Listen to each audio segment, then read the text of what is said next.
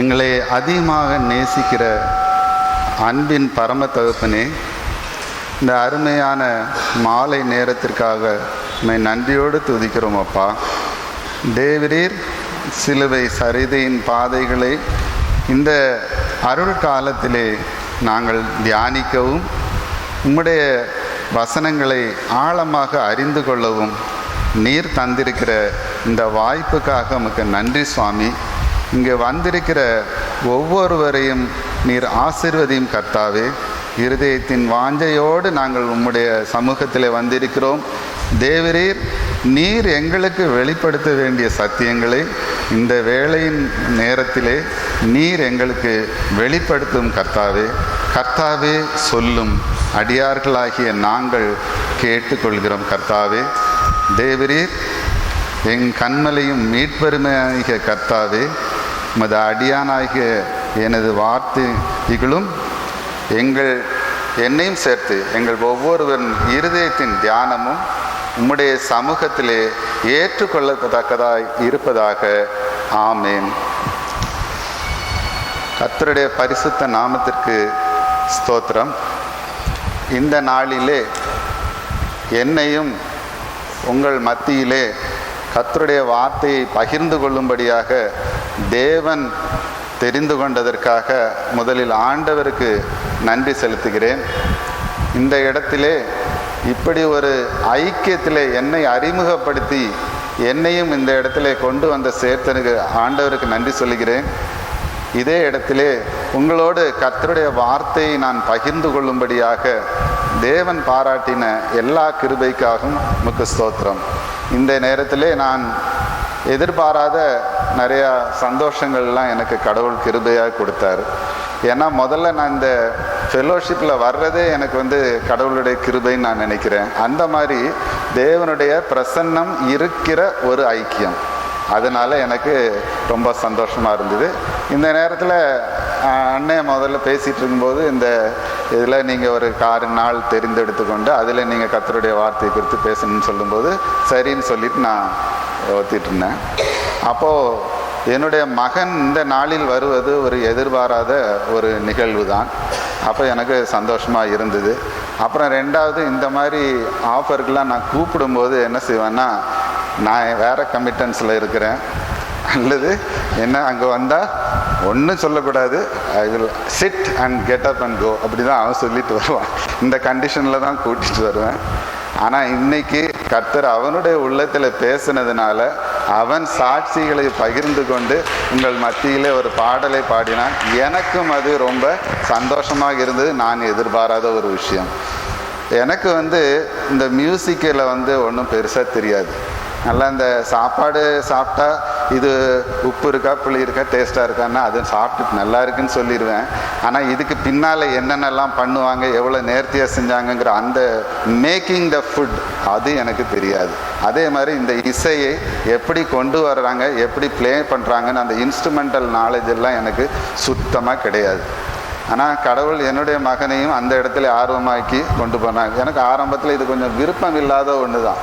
இதெல்லாம் நீ பொழுதுபோக்குக்காக நீ வச்சுக்கோ, இதெல்லாம் நமக்கு என்ன செய்யாது, ஆகாது.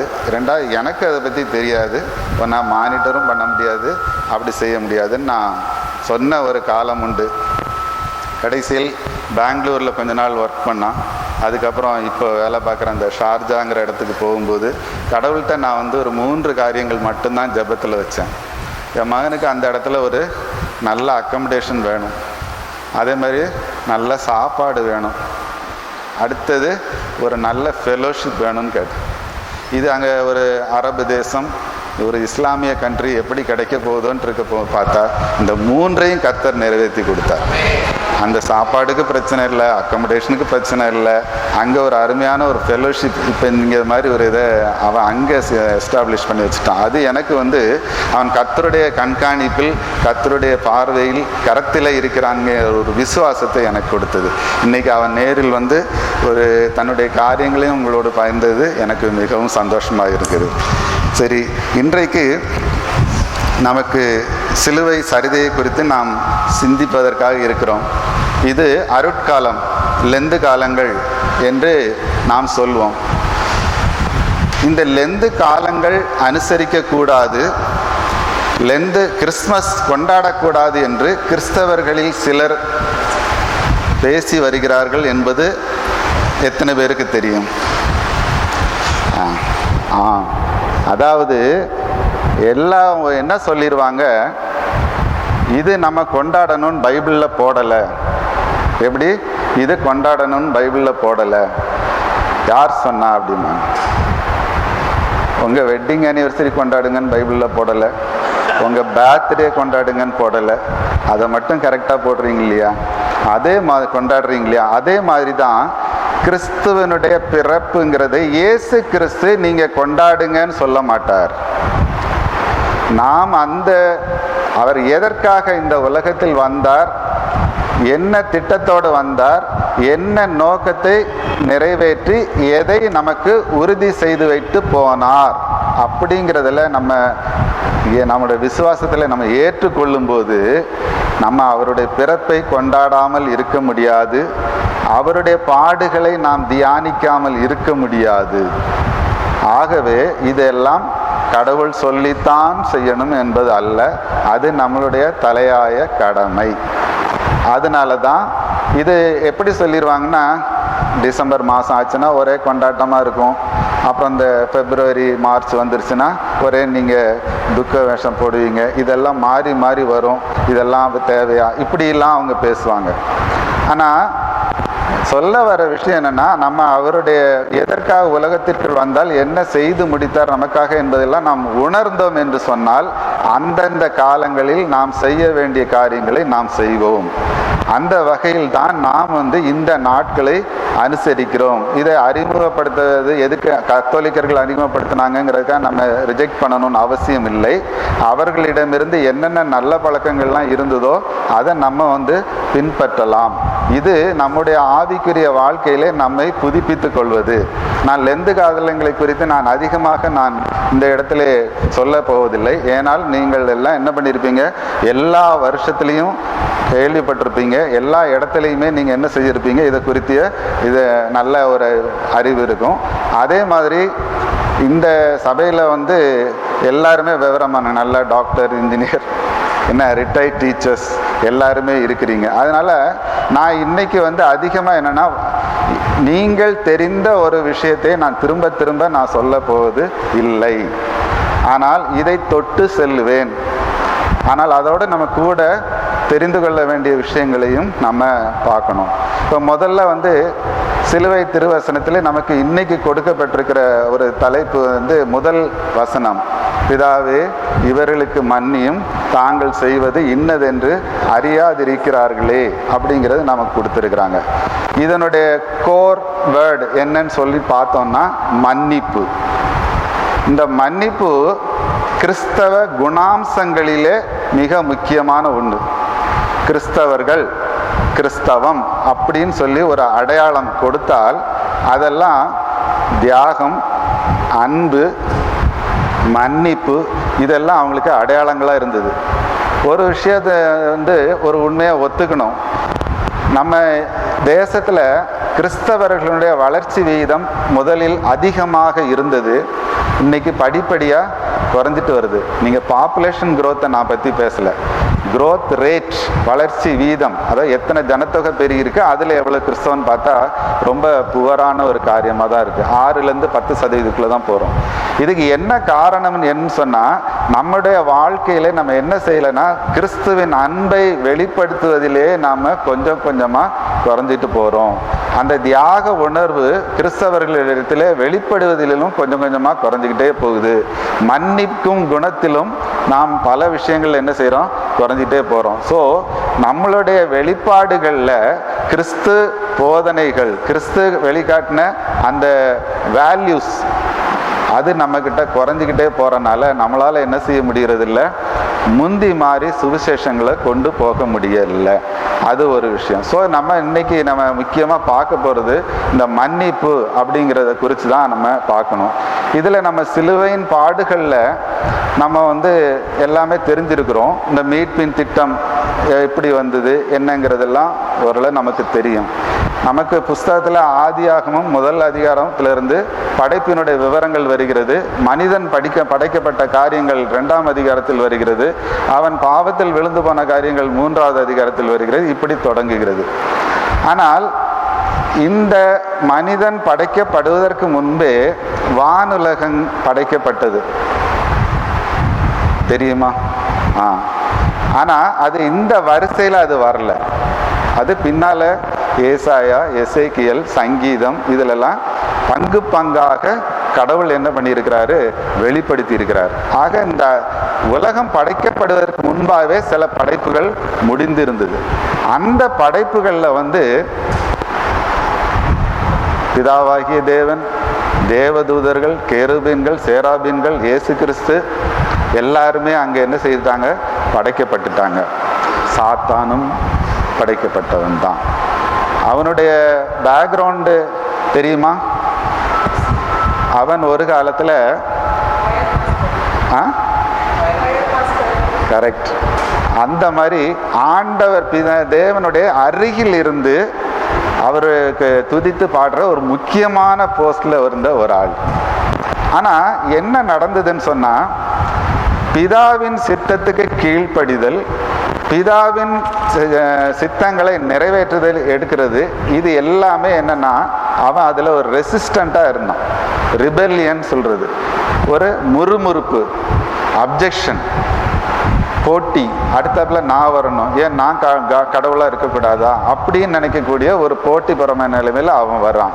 இதுக்கு நேர் எதிர்மாறா யார் இருக்கிறான்னா இயேசு கிறிஸ்து இருக்கிறார். இயேசு கிறிஸ்து என்னன்னா அப்படியே பிதாவின் சித்தத்தை நிறைவேற்றுகிறவராக, அவருக்கு கீழ்ப்படுகிறவராக இருந்து கொண்டே வருகிறார். ஸோ அப்போ முதல்ல அங்கே என்ன வந்துடும், பொறாமை வந்துடும். அடுத்தது கலாட்டா வந்துடும். எப்படியாவது எதிர்த்து ஒரு பிரச்சனையை கிளப்பி ஒரு பண்ணணும். இங்கே நடக்கிற மாதிரி தான் ஒரு அரசியல்லாம் பண்ணி இவனுடைய பின்னால் இது எப்படி நியாயம், அவர் ஒருத்தருக்கே மகிமையா, அவர் தான் முதல்ல இருக்கணுமா, நம்ம எல்லாம் இப்படியே பின்னாலே தான் போகணுமா அப்படின்லாம் சில கருத்துக்களை கொண்டு அங்கே பிரச்சனையை கிளப்பின பிறகு அங்கே இருந்து என்ன பண்ணியாச்சு, கீழே தள்ளிப்படி போட்டாச்சு. ஸோ அதனால அவன் கீழே விழுந்தாச்சு. ஸோ நம்ம உலகத்துக்கு உள்ளேனா 2 விதமான ஆவியின் ஆதிக்கத்துக்குள் நம்ம இருக்கிறோம். ஒன்று கடவுளுடைய ஆவி, ஒரு நல்ல காரியங்கள், நம்ம ஆவியின் கனிகள் பார்க்குறோம் இல்லையா, 9, அந்த 9 கனிகளையும் வெளிப்படுத்தக்கூடிய நல்ல ஆவி பெற்ற சேனைகள், அதுக்கு உண்டான ஒரு காரியங்கள். இன்னொன்று சாத்தானுடைய ஆவிகள், அவனுடைய சேனைகள். அதே அந்த கலாத்தியரில் வரக்கூடிய மாம்சத்தின் கிரியைகள்னு வர்றதுல அதில் பார்த்தா ஒரு 17 ஐட்டம் இருக்குது. சொல்லப்போனால் ஆவியின் கனியோட அதுதான் ரொம்ப ஜாஸ்தி இருக்குது. இப்படிப்பட்ட ஒரு சூழலில் 2 பிரிவாக இருக்குது. யாருடைய ஃபோர்ஸ் ஜெயிக்க போகுதுங்கிற மாதிரி ஒரு சூழ்நிலையில் தான் ஆதாம் ஏவாள் படைப்புகள் இங்கே வருது. ஸோ முதல்ல நம்ம இந்த பாடுகள், மரணம், மீட்பின் திட்டம், இது எல்லாமே எங்கன்னா ப்ரீ டிட்டர்மைண்டாக அங்கேயே வந்துடுது. முதல்ல நம்ம ஆரம்பத்தில் இதிலிருந்து வரலாம். எப்படி மனிதன் பாவத்திற்குள் பிரவேசித்தான் அப்படிங்கிறத நம்ம தெரிஞ்சுக்கிட்டாதான் நம்ம பாவ மன்னிப்பை குறித்தும் அதுக்கு கடவுளுடைய திட்டத்தை குறித்தும் நம்ம கொஞ்சம் புரிஞ்சு கொள்ள முடியும். அந்த வகையில் பார்க்கும்போது ஆதாம் ஏவாள் கிட்ட ஃபஸ்ட்டு, ஆனால் ஆதாம் கிட்ட தான் கடவுள் சொல்கிறாரு, இந்த இடத்துல இந்த சகல இதை நீங்கள் புதுசிக்கலாம், ஆனால் இந்த ஒரு ஃப்ரூட்டை மட்டும் நீ சாப்பிடாத, ஃபார்பிடன் ஃப்ரூட், இதை நீ பண்ணக்கூடாது அப்படின்னு. இங்கிலீஷில் அதுக்கு ட்ரீ ஆஃப் நாலேஜுன்னு கொடுத்துருக்காங்க. அதை மட்டும் நம்ம அர்த்தம் எடுத்தோன்னா சில நேரம் ஏன் நாலேஜை கடவுள் அடைச்சி வச்சாருன்னு அப்படின்னு ஒரு சந்தேகம் வந்துடும். ஆனால் தமிழில் கொடுத்துருக்காங்க நன்மை தீமை அறியத்தக்க ஒரு கனின்னு கொடுத்துருக்காங்க. இப்போ நன்மை தீமை அறியத்தக்க கனின்னு சொன்னால் அது ஏன் அப்படின்னு சொன்னால் கடவுளை அதை நிரந்தரமாக தடுக்கும் எண்ணத்தில் அதில் வைக்கவில்லை. அதாவது என்னென்னா, இப்போ உனக்கு வேண்டாம், புரியுதா, இப்போ உனக்கு வேண்டாம். நம்ம சின்ன பிள்ளைகள்கிட்ட எல்லா விஷயத்தையும் நம்ம ஷேர் பண்ணுறது கிடையாது. ஸோ ஒவ்வொருக்கும் கடவுள் என்னென்னா ஏற்கனவே ஒரு காலத்தை அவர் நியமித்து வச்சிருக்கிறார். அந்த காலம் வரும்போது தான் அந்த நாலேஜ் கொடுக்கணும், அந்த காரியம் நடக்கணும் அப்படின்னு அவர் ஒரு திட்டம் வச்சிருக்கிறார். அந்த திட்டத்துக்காக தான் என்ன பண்ணார், அதை ரிசர்வ் பண்ணி வச்சிருந்தார். நீ இதை மட்டும் என்ன பண்ண வேண்டாம், போக வேண்டாம். ஏன்னா நீ யாரு, முதல் படைப்பு, உனக்கு என்ன கிடையாது, அனுபவம் கிடையாது, வேற யாரும் உங்ககிட்ட என்ன செய்ய முடியாது, போதிச்சு வைக்க முடியாது. அதனால நான் சொல்றது நீ கேளுங்கிறதுக்காக ஒரு இதில் தான் அங்கே வச்சிருந்தார். ஆனால் அதுக்கு பிறகு ஏவாள் படைக்கப்பட்டாச்சு. சாத்தான் சர்ப்ப ரூபத்தில் அந்த இடத்துல வரான். வரும்போது அவன் எப்படி கேட்டிருக்கலாம், good evening Mrs Eve Adam, நல்லா இருக்கீங்களா அப்படின்லான்ட்டு நேராக பாயிண்ட்டுக்கு வரான். எல்லாம் சாப்பிடலான்னு சொல்லியிருக்காரா அப்படின்னு அப்படி தான் ஆரம்பிக்கிறான். அப்போது ஏவாளும் இதுக்கு பின்னால் நடக்குது, அவன் எல்லாம் சாப்பிடலான்னு தான் சொன்னார், அந்த ஒரு பழத்தை மட்டும் சாப்பிட வேண்டாருன்னு. அப்போ அவன் என்ன சொல்கிறான், நீ சாப்பிடு, ஏன் வேண்டான்னு சொன்னார்னா இதுக்கு ஒரு ரீசன் இருக்குது, இதை சாப்பிட்டீங்கன்னா நீ என்ன பண்ணிடுவா, அவரை மாதிரி ஆயிடுவ அப்படின்னு சொல்கிறாங்க. ஸோ முதலாக ஒரு கான்ட்ராடிக்ஷன், அங்கே ஒரு எதிர்ப்பான ஒரு காரியங்கள் அங்கே வைக்கப்படுது. சந்தேகம் வருது. நம்மளோட வாழ்க்கையிலையும் அப்படி தான்.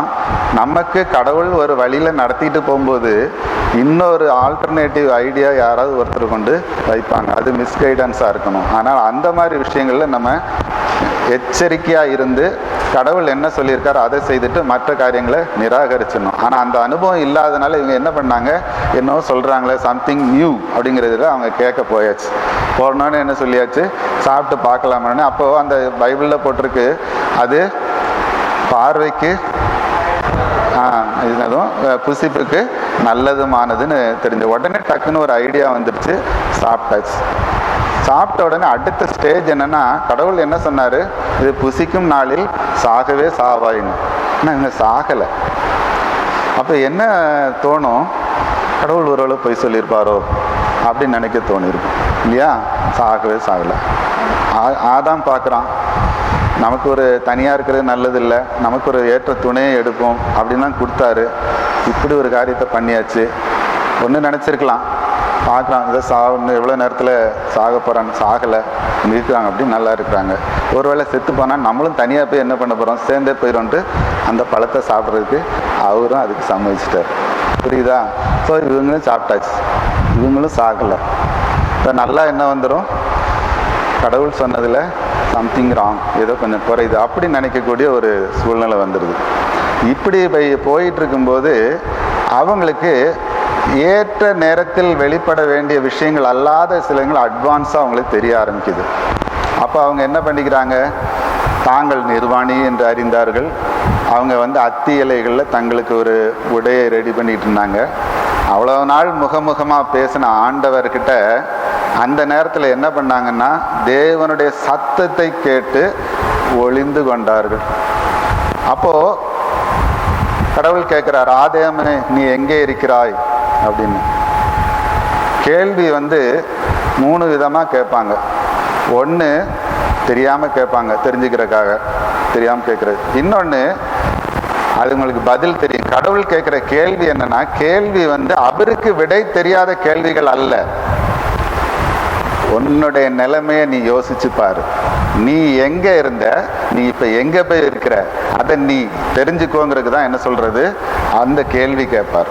அதனால கடவுள் கேட்குற கேள்வி பதில் அறியாத ஒரு கேள்வி இல்லை. அப்படிதான் என்ன செய்யறாரு, அந்த இடத்துல கேட்குறாரு. அப்ப அவன் சொல்றான், உன்னுடைய சத்தத்தை கேட்டு நான் நிர்வாணியாக இருப்பதால நான் ஒழித்து கொண்டேன். அடுத்த கேள்வி கேட்கிறார், உனக்கு நிர்வாணின்னு உனக்கு அறிவித்தது யார்? அதுவும் கடவுளுக்கு தெரியாதா? தெரியும், அதுவும் கடவுளுக்கு தெரியும். நான் விலக்கின கனியை புசிக்க வேண்டாம் சொன்னதை நீ சாப்பிட்டியா? நேராக அங்கே பாயிண்ட்டுக்கு போயிட்டார். அங்கே பார்த்தீங்கன்னா அவங்க அதுக்கு முன்னால் அவங்க என்ன மாதிரி ஒரு ஆவியில் இருந்தாங்களோ அந்த ஆவி டோட்டலாக என்ன ஆயிடுச்சு, டிஸ்டர்ப் ஆயிட்டு. இப்போ யார் சேனைகளுடைய பின்ன பக்கம் போயிட்டாங்க, சாத்தானுடைய ஆவி கட்டம் போயிட்டாங்க. டக்குன்னு என்ன சொல்கிறாங்க, ஆமாண்டவரே புசித்தேன், அந்த வார்த்தை வரல. என்ன வருது, தேவரீர் என்னோடு நீர் இருக்கும்படியாக கொடுத்தார். என்ன பதில் சொல்ல போறான்னு சொல்லிட்டு அந்த ஏவாள் யோசிச்சுட்டு இருக்கான். என்னடா கடவுள் பாயிண்ட்டை பிடிச்சு கேட்குறாரு, என்ன சொல்ல போறாருங்கிறது பார்த்தா டக்குன்னு என்ன காட்டிட்டாரு, நீர் கொடுத்த ஸ்திரீ எனக்கு கொடுத்துரு, இப்படி கை காட்டிட்டாங்க. உடனே இவங்க அடுத்த ஸ்பீடில் இங்கேருந்து வருது, சர்ப்பம் என்னை வஞ்சித்தது. இதுதான். ஸோ இப்படி காரணத்தை இன்னொரு பக்கம் அப்படி தள்ளி போட்டு போகிறாங்க. அப்போது அந்த இடத்துல சர்ப்பத்திட்ட கேட்கல, ஏன்னா சர்ப்பத்திட்ட கேட்க வேண்டாம், அது எல்லாம் யாருன்னு எல்லாம் அவருக்கு நல்லா தெரியும். அவர் அதை என்ன செய்கிறார், அந்த இடத்துல அங்கே ஒரு சாபம் கொடுக்குறார். புரியுதா? நான் சொன்னேன், இந்த பழத்தை சாப்பிட்ட போது அவங்க ஏன் இறந்து போகலங்கிறது காரணம் என்னன்னா, அவங்க அறியாமல் செய்த பாவம் என்பதை தேவன் உணர்ந்தார். அதனால் முதலாவது பரிந்து பேசுகிற தேவனாகிய கர்த்தர், பிதாவே இவர்களுக்கு மன்னியும், தாங்கள் செய்வது இன்னதென்று அறியாதிருக்கிறார்களே என்கிற முதல் மன்றாட்டை அந்த இடத்துல கொடுத்து விட்டார். அதனால் பிதாவாகிய தேவன் கிருபையாய் அவர்களை மன்னித்து அவர்களுக்கு ஜீவனை கொடுத்தார். புரியுதா? இவங்க தங்களுக்கு ஒரு தீர்வா, தாங்க கண்டெடுத்த பிரச்சனைக்கு தீர்வா அத்தி இலைகளில் ஒடுத்தி கொடுத்தார்கள். நம்ம மத்தேயில வாசிக்கிறோம், எண்ணத்தை உடுப்போம் எண்ணத்தை உண்போம்னு நீங்கள்லாம் கவலைப்படாதீங்க, காட்டு புஷ்பங்களை கவனித்து பாருங்கள், சாலமோன் ராஜா உட்பட அப்படி உடுத்தினதில்லைன்னு சொன்னார். ஸோ இன்னைக்கு இருந்து காஞ்சி போகிற இலை உனக்கு வேண்டாம், இன்னைக்கு கசங்கி போகிற இலை கிழிஞ்சு போகிற இலை வேண்டாம், நான் தோலில் உனக்கு ட்ரெஸ்ஸு கொடுக்குறேங்க. ஸோ ஒரு பிரச்சனைக்கு நம்ம தீர்வுன்னு எடுக்கிறது, நாமே தேடிக்கிற தீர்வை விட கடவுள் கொடுக்கிற தீர்வு நீடித்து உழைக்கக்கூடியதாகவும் நிலைத்து நிற்கிற ஒரு தீர்வாக அந்த இடத்துல இருக்கும். புரியுதா? அந்தப்போ ஒரு தோல் அங்கே கிடச்சிருக்குன்னா அங்கே ஏதோ ஒரு இளங்காளையோ ஒரு ஆட்டுக்குட்டியோ அங்கே என்ன ஆயிருக்கும், பலி செலுத்தப்பட்டிருக்கும். முதலாவது பாவ நிவாரண பலி அங்கேயே என்ன செய்யப்பட்டுச்சு, செலுத்தப்பட்டது. அதனால அவங்களுக்கு ஒரு லெதர் கார்மெண்ட்ஸ் கிடைச்சிது. ஸோ இதுதான் என்னது, நமக்கு ஒரு துவக்கம். அந்த இடத்துல ஒரு தீர்க்க தரிசனமும் வெளிப்பட்டுது. என்ன தீர்க்க தரிசனம்னு என்ன சொன்னா, சர்ப்பத்தை சபிக்கிற நேரத்தில் அவர் என்ன சொல்றாரு, உன் வித்துக்கும் என்ன ஸ்ரீயின் வித்துக்கும் பகை உண்டாக்குவேன். அது என்ன அர்த்தம்னா, உன் வித் ஸ்ரீயின் வித்துன்னு அந்த இடத்துல சொல்றது யாருன்னா, இயேசு கிறிஸ்து, மரியாளின் குமாரன், கன்னிமரியாள் இடத்துல பிறக்கிற இயேசு கிறிஸ்து, ஸ்திரீயின் வித்து. அதாவது கிறிஸ்துவை ஏற்றுக்கொள்ளுகிற அந்த ஜனங்களுக்கும் சாத்தானுடைய ஜனங்களுக்கும் என்னைக்குமே என்னதான் இருக்கும், ஒரு போராட்டம் இருக்க தான் செய்யும். தமிழ்ல சொல்லுவோம், காலில் சுத்தின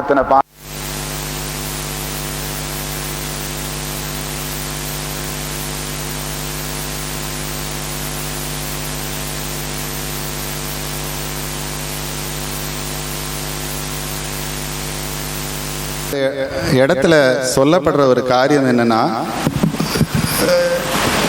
இந்த காலில் சுத்துற பாம்புங்கிறது குதிகால தான் கடிக்க முடியும். எதில் கடிக்கும்? குதிகாலம் மட்டும்தான் கடிக்க முடியும். ஆக சாத்தான் மேற்கொள்ளக்கூடிய எந்த ஒரு காரியமும் ரொம்ப தான் கால் தூசிக்கு தான் பெறும்.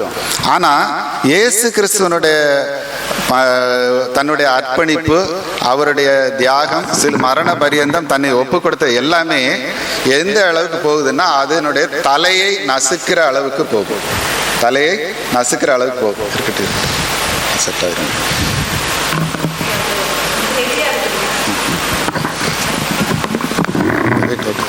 ரைட், ஓகே, இருக்கட்டும், வேண்டாம்.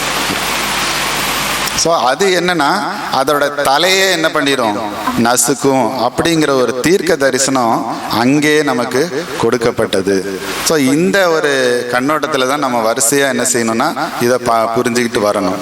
அடுத்தது இந்த மன்னிப்பு, மீட்பு, இந்த காரியங்கள் எல்லாமே தீர்க்க தரிசனங்களாக பல காலத்திலே நடந்து வந்திருக்கு. தொட்டடுத்த மாதிரி எடுத்தோம்னாக்க, காயின் ஆபேல் கொலையும் எதனால நடந்ததுன்னா, பொறாமையினால நடந்தது. இந்த பொறாமையின் ஆவி தான் இந்த காரியங்களை எல்லாத்தையும் தொடர்ந்து அதை நடத்திட்டு வருது.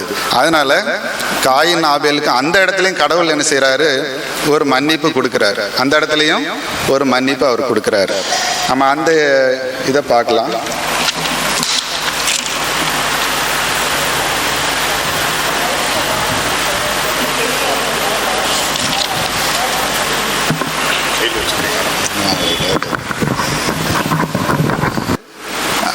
ஆபேல்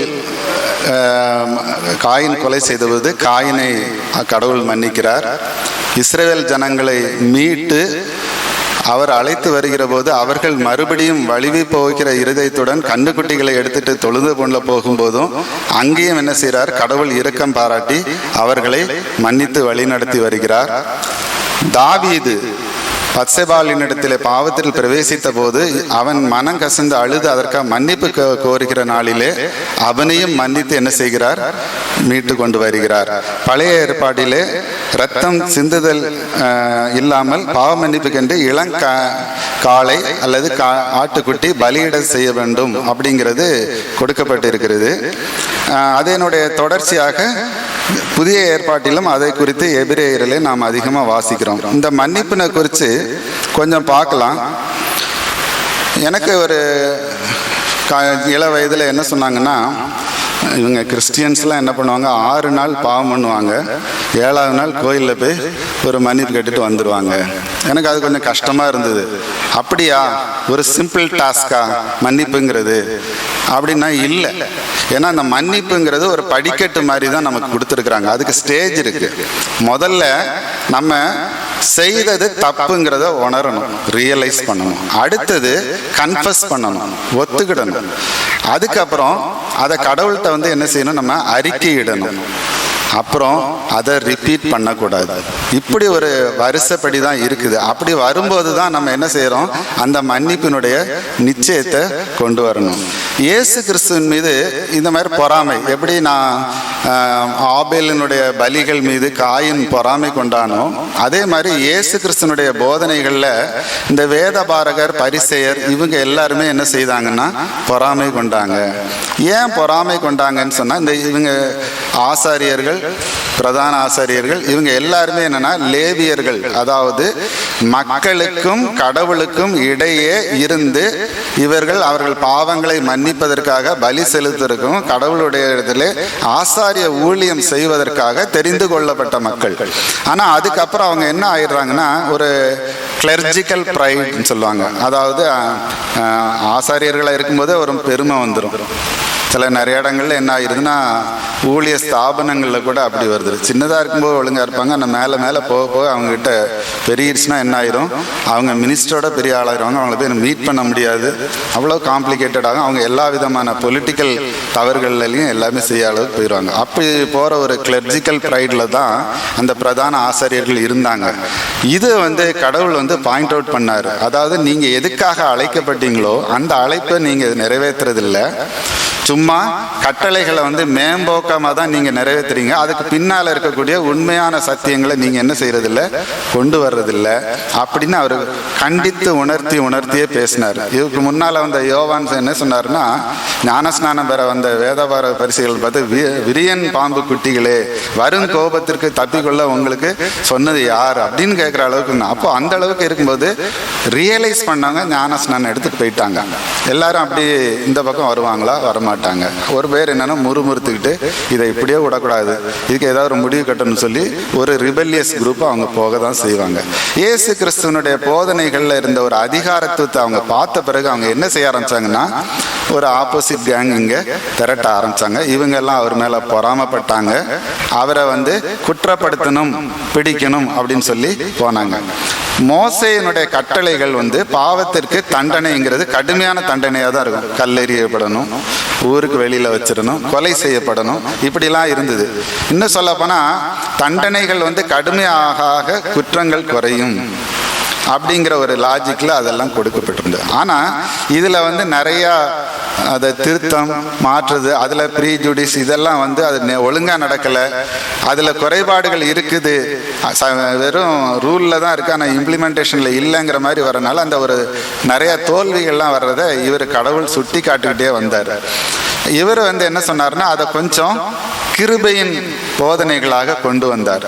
கிருபையின் போதனைகள் முதல்ல அதில் ஒரு உதாரணமாக நம்ம சொல்லணும்னு சொன்னால், விபச்சாரம் பண்ணாதான் பாவம்னு இருந்ததுன்னா கிறிஸ்து என்ன சொன்னார், நீ இச்சையோட ஒரு ஸ்திரீயை பார்க்கிறதே பாவம்ங்கிற மாதிரி சொன்னார்.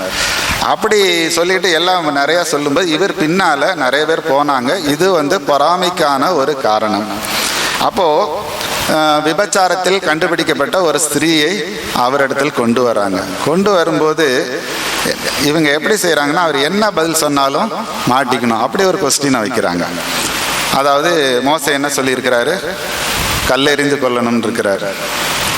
அதனால இப்போ நான் கல்லெறியணுமா அப்படின்னு. ஆமாம், நீங்கள் மோசையினுடைய சட்டப்படி எரிங்க அப்படின்னு சொன்னாங்க. அப்போ நீங்கள் எதுக்கு வந்தீங்கன்னு கேட்பாங்க. இல்லை, இதெல்லாம் விசாரித்து பார்க்கணும், கொஞ்சம் கிருபையா அதை மன்னிக்கலான்னு சொன்னால் என்ன சொல்லியிருப்பாங்க? நீ மோசையினுடைய நியாயப்பிரமாணத்தை மாற்றி ஒரு வேற்று உபதேசத்தை கொண்டு வரான்னு சொல்லி ஜனங்களை திருப்புறதுக்கு அது ஒரு காரியமாக போகும். ஆனால் அப்படி எல்லாரும் கையில் கல் எடுத்து வச்சிட்டு இருக்கும்போது நம்ம பைபிளில் போட்டிருக்கு இயேசு குனிந்து தரையிலே எழுதினார் அப்படின்னு இருக்குது.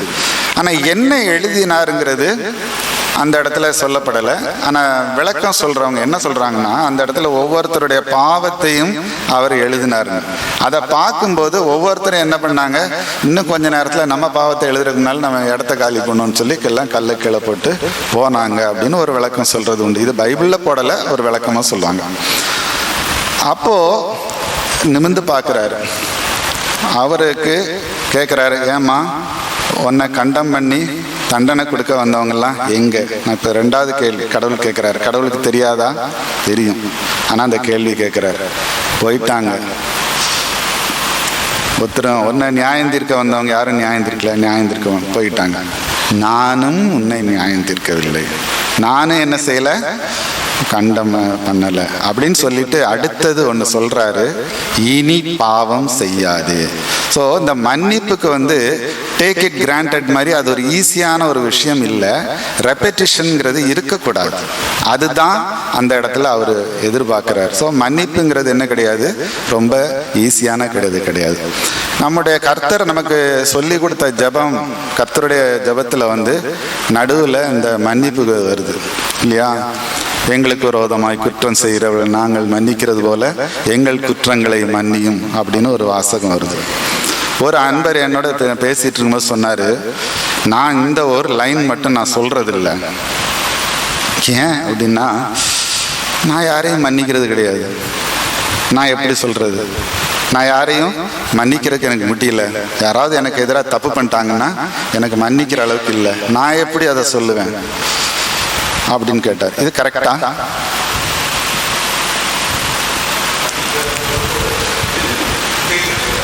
அவருடைய ஸ்டாண்ட். நான் அந்த வரியை நான் சொல்ல மாட்டேங்கிறாரு. என்னன்னா, நீங்க அதை விடக்கூடாது, கண்டிப்பா நீங்க சொல்லணும். உங்க கிரெடிட்ல மன்னித்தவங்க 0, புரியுதா? அதனால உங்களுக்கு 0, புரியுதா? அதுதான் மன்னித்தாலும் மன்னிக்காவிட்டாலும் நம்ம அந்த வரியை சொல்லணும். எங்களுக்கு விரோதமாய் குற்றம் செய்கிறவர்களை நாங்கள் மன்னிக்கிறது போலன்னு சொல்லிவிட்டு நம்ம ஒருத்தரையும் மன்னிக்கலன்னா என்ன அர்த்தம்? அடுத்த பாட்டு அப்ளை ஆகும்னு அர்த்தம். அதனால அந்த வசனங்கள்லாம் ரொம்ப நேர்த்தியாக கடவுள் கொடுத்தது, அதை நம்ம சொல்லி தான் ஆகணும். அதை நான் அவர்கிட்ட அந்த தகவலை சொன்னேன், புரியுதா? அதனால கர்த்தருடைய ஜபத்திலையும் அந்த மன்னிப்பு இடம்பெற்று இருக்கிறது. அப்புறம் இந்த வசனத்துக்குள்ளாக வரணும் என்று சொன்னால், பிதாவே இவர்களுக்கு மன்னியும், தாங்கள் செய்வது இன்னதென்று அறியாதிருக்கிறார்களே அப்படின்னு சொல்றாரு. இப்ப பிதாவே அப்படின்னு கூப்பிடுறாரு. எல்லாத்துலேயுமே அவர் பிதாவை தான் என்ன பண்ணாரு, முதல் நிலை பண்ணியிருந்தாரு. அது எப்போ? ஏதேன் தோட்டத்தில் ஆதாம் ஏவாள் படைக்கிறதுக்கு முன்னாலே அவர் என்ன பண்ணாரு, கடவுளோடு இருந்து கீழ்ப்படிதலினுடையதாக இருந்தார். பிதாவுக்கு தான் அவர் மகிமை கொடுத்தாரு. இந்த உலகம் படைக்கப்பட்டது இயேசு கிறிஸ்துவின் மூலமாக தான் படைக்கப்பட்டது, அவருக்காகத்தான் படைக்கப்பட்டது. அந்த அளவுக்கு அவர் என்ன பண்ணார்னா கீழ்ப்படிந்தே தான் இருந்தார். நான் இப்போ என்ன செய்கிறோம், கடைசியில் அவருடைய சிலுவை வசனங்களை நம்ம தியானம் பண்ணிட்டு இருக்கிறோம். ஏன்னா ஒரு வெற்றி சிறந்த ஒரு தலைவரோ ஒரு அரசனோ கடைசி காலத்தில் அவங்க என்ன சொல்லிட்டு போனாங்கங்கிறது அதிகமான இம்பார்ட்டன்ஸ் வரும். அந்த வகையில் நம்ம எடுத்துகிட்டு போகிறோம். அதில் பேசின சிலுவையில் சொன்ன முதல் வசனம் என்ன வருது, பிதாவே இவர்களுக்கு மன்னின்னு சொல்லி. இங்கேயும் என்ன தான் வருது, முதல்ல பிதாவேன்னு வருது. இயேசு கிறிஸ்து இந்த உலக வாழ்க்கையில் இருந்தபோது அவர் பேசிய முதல் வசனம்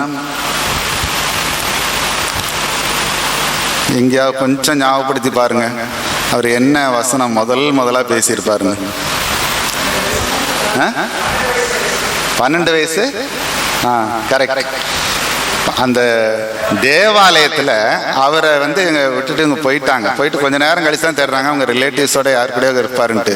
ஒரு நாள் கழிச்சு தான் அவங்க என்ன செய்கிறாங்க, பார்க்குறாங்க. பார்த்துட்டு அப்புறம் இவங்க திரும்பி அங்கே போய் போனால் அவர் அங்கே என்ன இருக்கிறாரு, அவரை குறித்து சொல்லும்போது என்ன சொல்லியிருக்குன்னா, அவர்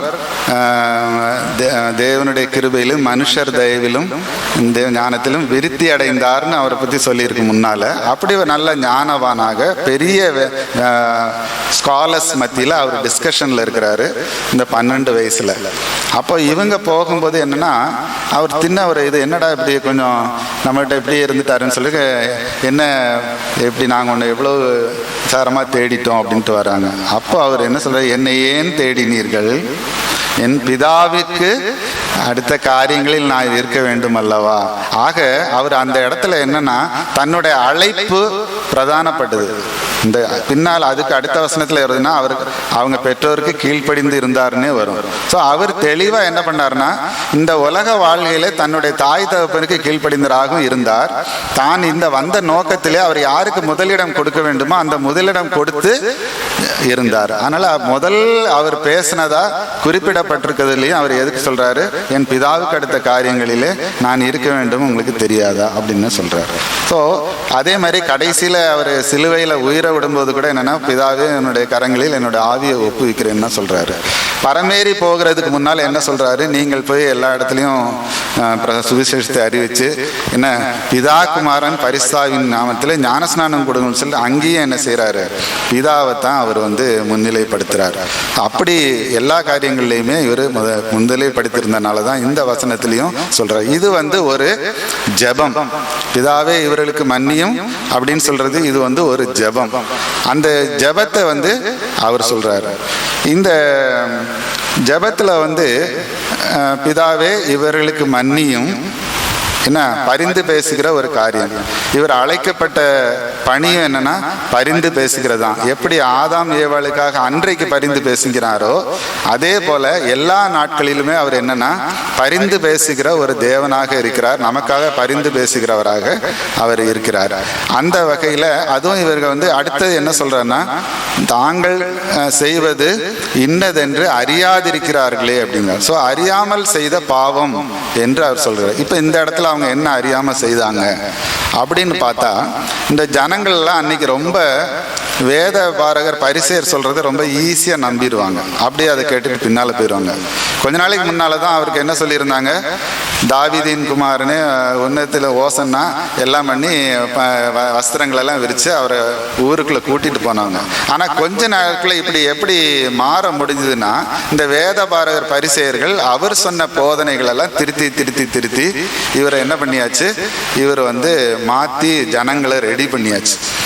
அப்போது இன்னொரு சந்தர்ப்பத்தில் அவர் என்ன சொல்கிறாருன்னா, இவங்களை பிடிக்கிறதுக்காக ஒரு யாருக்கு காணிக்கை கொடுக்கணும், ராயனுக்கா கடவுளுக்கா அப்படின்னு கொண்டு ஒரு காணிக்கை கொண்டு கேட்குறாங்க. அப்போ இவர் காணிக்கை கடவுளுக்கு தான் கொடுக்கணும்னு சொல்லிட்டா இவரை ராயனுக்கு விரோதமாக கொண்டு போயிடுவாங்க. ராயனுக்கு கொடுக்குறேன்னு சொல்லியாச்சுன்னா நீங்கள் தான் டாக்ஸுக்கு தானே கொடுக்கணும், நீங்கள் என்ன கடவுளுடைய மனுஷன் எப்படி சொல்ல முடியும்னு சொல்கிறார். ஆனால் கடவுள் அந்த இடத்துல ஞானமாக என்ன சொல்கிறாரு, ராயனுடைய ராயனுக்கும் தேவனுடைய தேவனுக்கும் கொடுக்கணும். அந்த இடத்துல ஒன்றுமே செய்ய முடியல.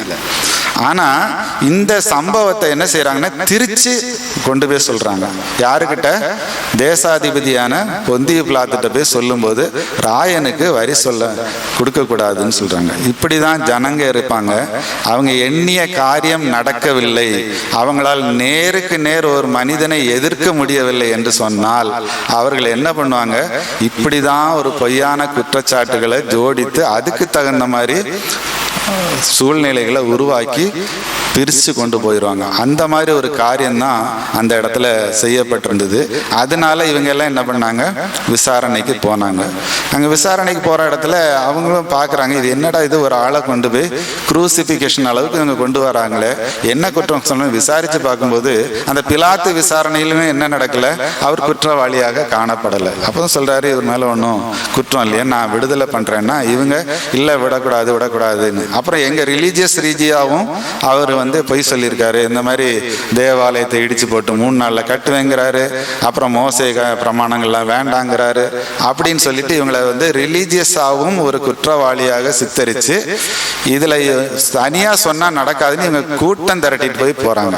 அதனால் அவங்க கூக்குரலும் கூச்சலும் அவங்க திரட்டிய கூட்டம் தான் அந்த பிலாத்து வந்து கை கழுவுற மாதிரி வச்சு. இன்னும் அதில் கூட பிலாத்து என்ன பண்ணிட்டான், இதில் ஏதோ தப்பு நடக்குது, நம்ம கையில் ஒரு தீர்ப்பு வந்து ஒரு பொய்யான தீர்ப்பு வாங்குறாங்கன்னு தெரிஞ்சுட்டு தான் என்ன பண்ணிட்டாரு, அந்த மாதிரி ஒரு காரியத்தை கொடுத்து ஒப்படைச்சார். ஸோ இப்படி அதான் அவர் வந்து ஒப்படைக்கப்பட்டு சிலுவையில் அவர் அறையப்பட்டார். ஆக நம்ம இந்த மன்னிப்புங்கிற விஷயத்துக்கு நம்ம இந்த விஷயத்தில் யோசிச்சு பார்க்கலாம். மன்னிப்பு வந்து எப்படி நம்ம மன்னிக்கணுங்கிற நான் ஏற்கனவே சொன்னேன், ஒரு ஈஸி டாஸ்க் கிடையாது. டேக் இட் கிராண்டட்னு எடுத்துகிட்டு போகிறதுக்கு அதுக்கு படிப்படியான ஸ்டேஜஸ் இருக்குது, அதன்படி தான் செய்யணும்னு. அப்புறம் ஒரு கடன்பட்டவன் வந்து என்னென்னா ஒரு 10,000 தாலந்து கடன் பட்டிருக்கான்.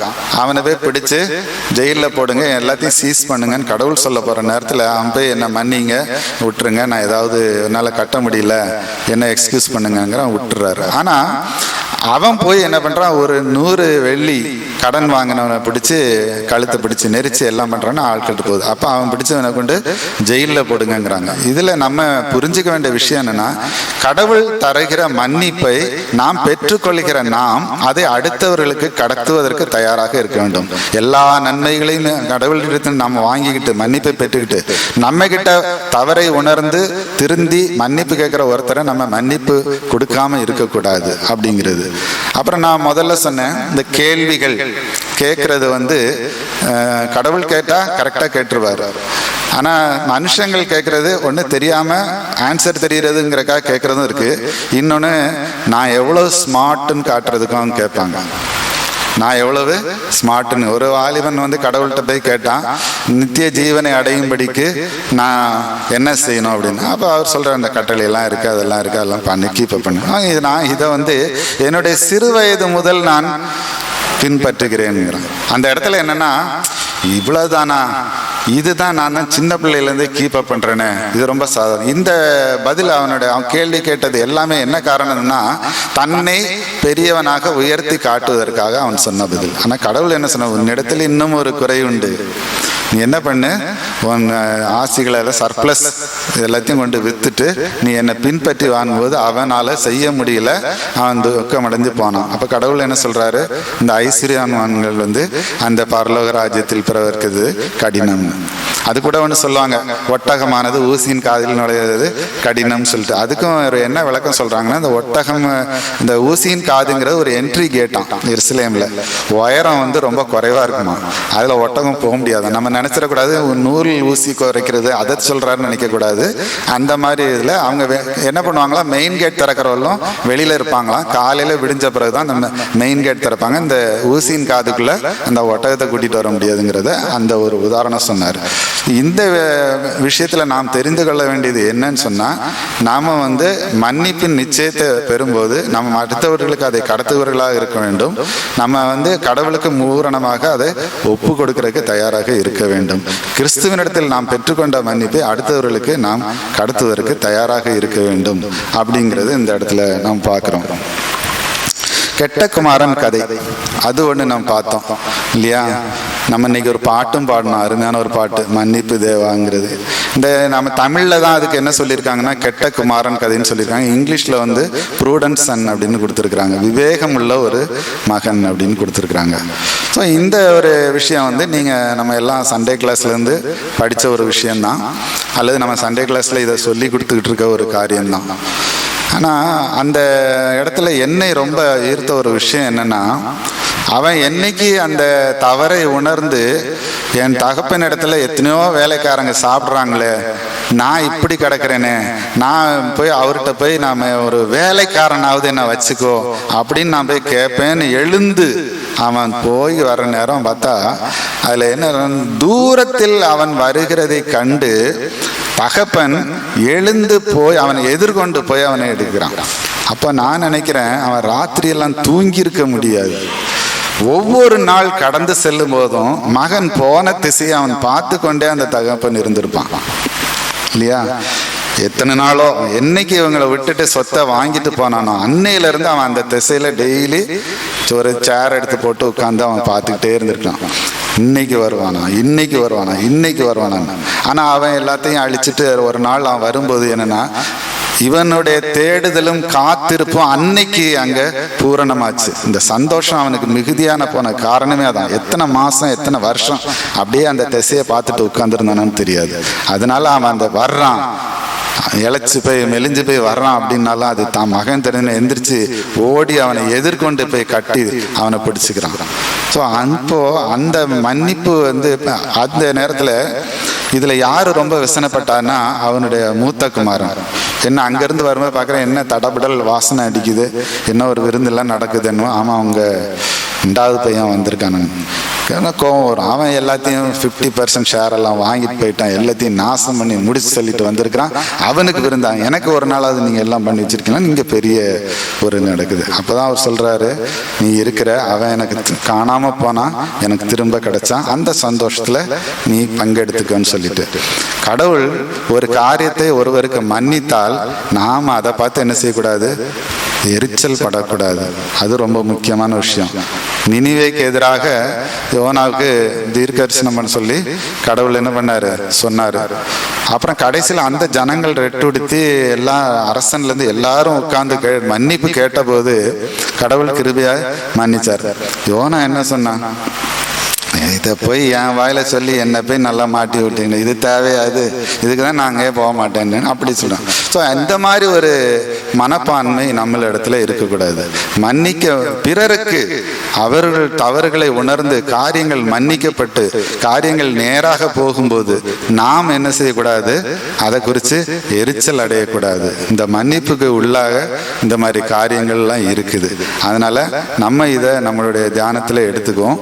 அடுத்தது, இங்கே கொஞ்சம் இளைஞர்கள் கொஞ்சமாக தான் இருக்கீங்க, என்ன அவங்களுக்கும் சேர்த்து சொல்கிறேன்.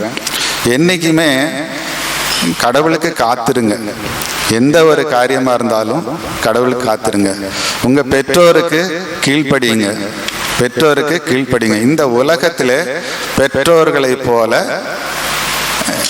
யாரும் என்ன செய்ய முடியாது, அவங்களுக்கு ஒரு நல்ல காரியத்தை யோசிக்க முடியாது. அதனால நீங்க பெற்றோருக்கு கீழ்ப்படிங்க. ஒரு சிலர் சொல்லிடுவாங்க, ஆமா நீ உங்க 2 பேரையும் நான் பார்க்கறது இல்லையா, என்னத்தை ஜெபம் பண்ணி என்னத்தை கண்டிங்க. இன்னைக்கு நிறைய இளைஞர்களுடைய மனசுல இந்த ஒரு கேள்வி அவங்க வைக்கிறாங்க. யூத்து ரிட்ரீட்டுக்கெல்லாம் போனவங்க கிட்ட நிறையா இது தெரிஞ்சிருப்பீங்க. ஏன்னு சொல்கிறாங்க, என்ன எங்கள் அப்பா ஒரே ட்ரிங்க் பண்ணுறாரும்பாங்க, அல்ல எங்கள் அப்பாவும் அம்மாவுமே என்ன சரியில்லை அடிக்கடி சண்டை போட்டுக்கிறாங்கம்பாங்க. அவங்களுக்கு எல்லாமே பார்த்து தான் வச்சாங்க, ஜெபம் பண்ணி தான் வச்சாங்க, என்ன அப்படின்னு சொல்லி எல்லாம் சொல்லி இந்த பிள்ளைகளுக்கு பெற்றோர்கள் என்ன செய்யலாமல் போயிடக்கூடாது, ரோல் மாடலாக இல்லாமல் போயிடக்கூடாது. புரியுதா? பெற்றோர்கள் மீது பிள்ளைகளுக்கு நம்பிக்கை வர வேண்டும். இவர்கள் நம்மளுடைய காரியத்திலே, படிப்பினுடைய காரியம், வாழ்க்கை துணையுடைய காரியம், மற்ற எல்லா காரியத்திலும் ஆலோசனை சொல்வதற்கு நம்ம பெற்றோர்கள் சரியான நண்பர்கள் அப்படின்னு அவங்க நம்பிக்கை பெறுமாறு நம்மளுடைய பெற்றோர்களின் நடவடிக்கை இருக்க வேண்டும். பிள்ளைகளுக்கும் அது கேட்டு அது நடந்து கொள்ள வேண்டும். எதுவாக இருந்தாலும் கடவுளிடத்திலே ஜபத்திலே வைக்க வேண்டும். கடவுளுடைய ஜபத்திலே வைக்கும்போது அந்த காரியங்களை அவர் என்ன செய்வார், அனுகூலமாக நடத்தி தருவார். ஏன்னா அவருக்கு தான் என்ன தெரியும், பிற்காலத்தில் நடக்க போறதும் எதிர்காலத்தில் நடக்க போறது எல்லாமே தெரியும். அதுக்காக நம்ம என்ன செய்யணும், ஒப்பு கொடுத்து இருக்கணும். நான் இப்போ உதாரணமாக உங்ககிட்ட இந்த செய்திக்கு முன்னால் உங்ககிட்ட ஷேர் பண்ணேன். ஒரு முஸ்லீம் கண்ட்ரிக்கு போகிறான், ஆனால் எப்படி இருக்கும்னு தெரியாதுன்னு ஒரு சாதாரண ஒரு தகப்பனுக்கு இருக்கக்கூடிய ஒரு கவலை எனக்கு இருந்தது. நான் ஒரு 3 ரொம்ப பெரிய லென்த்தி ஜபம்லாம் ஒன்றும் பேசலை, ஒரு 3 ஜபம் தான் பண்ணேன். இதெல்லாம் கடவுளை நீரே பார்த்துக்கணும்னு அதை பார்த்துக்கிட்டாரு. அந்த ஒரு நம்பிக்கை, அந்த விசுவாசத்தை நம்ம எல்லாரும் ஒவ்வொருடைய வாழ்க்கையில நம்ம கடைபிடிக்கணும். நான் இதோட இந்த செய்தியை நிறைவு செய்கிறேன். நம்ம ஜபம் செய்யலாம். பரிசுத்தமுள்ள நல்ல தகப்பனே, இந்த அருமையான மாலை நேரத்திற்காக உங்களுக்கு ஸ்தோத்திரம் அப்பா. தேவரீர் உம்முடைய சமூகத்திலே நாங்கள் வந்து துதி தோத்திரங்களை ஏறெடுத்தோம், ஜப குறிப்புகளை உம்முடைய சமூகத்தில் வைத்தோம். நீர் அதை ஆம் என்று ஆமேன் என்று பதிலளித்து தாரும் கர்த்தாவே. உம்முடைய வசனத்தை குறித்து நாங்கள் தியானித்தோம் அப்பா. நீர் எங்களோடு அநேக காரியங்களை பகிர்ந்து கொண்டதற்காக நன்றி சுவாமி. தொடர்ந்து அதை எங்களுடைய உள்ளத்திலே ஆழமாக பதிந்து நாங்கள் அதை எங்களுடைய வாழ்க்கையில் கைக்கொள்ளவும், நாங்கள் மற்றவர்களுக்கு இதை நற்செய்தியாக அறிவிக்கவும் எங்களை தகுதிப்படுத்தும் கர்த்தாவே. எங்களை பயன்படுத்தும், எடுத்து உபயோகம். எங்களை தாழ்த்தி உம்முடைய கரத்தில் ஒப்புவிக்கிறோம். இந்த கூடுகைக்கு வந்திருக்கிற ஒவ்வொருவரையும் உம்முடைய கரத்தில் அவர்கள் எண்ணங்கள், தேவைகள் எல்லாம் உம்முடைய சமூகத்தில் இருக்கிற சுவாமி. அவர்கள் ஜபத்திற்கு நீர் பதிலளித்து சுவாமி, அவர்கள் உம்மை பற்றி கொண்டு உம்மையிடத்திலே வருகிற போது நீர் அந்த ஜபங்களை கேட்டு அவர் எல்லா காரியத்தையும், கோணலான காரியங்களை நேராக்கும், தடையான காரியங்களை நீர் நீக்கி தரும் வல்லவராய் இருக்கிறீர் என்பதை அவர்கள் விசுவாசித்து நடந்து கொள்ள நீர் கிருபை பாராட்டும். இந்த கிறிஸ்டியன் கம்யூனிட்டி ஃபெலோஷிப்காக வருகிறேன் சுவாமி. இந்த இடத்திலே உம்முடைய சித்தம் நிறைவேறட்டும் அப்பா. இந்த இடத்திலே இன்னும் அதிகமான மக்களை கொண்டு வந்து அவர்கள் உம்மை தொழுது கொள்ளவும், துதிக்கவும், உம்மை அறிந்து கொள்ளவும், உம்முடைய விசுவாசத்திலே அவர்கள் வளரவும், இதன் மூலமாக மற்றவர்களுக்கு அவர்கள் சாட்சியாக இருக்கவும் நீர் அவர்களை உயர்த்தி தாரும் கர்த்தாவே. மறுபடியுமாக எங்கள் ஒவ்வொருவரையும் உம்முடைய சமூகத்தில் தாழ்த்தி அர்ப்பணிக்கிறோம். எங்களை பொறுப்பேற்றுக் கொள்ளும், ஆண்டு கொள்ளும், வழி நடத்தும். துதிகன மகிமை யாவும் உமக்கே செலுத்துகிறேன். மீட்பர் இயேசுவின் மூலம் ஜெபங்களும் நல்ல தகப்பனே, ஆமென்.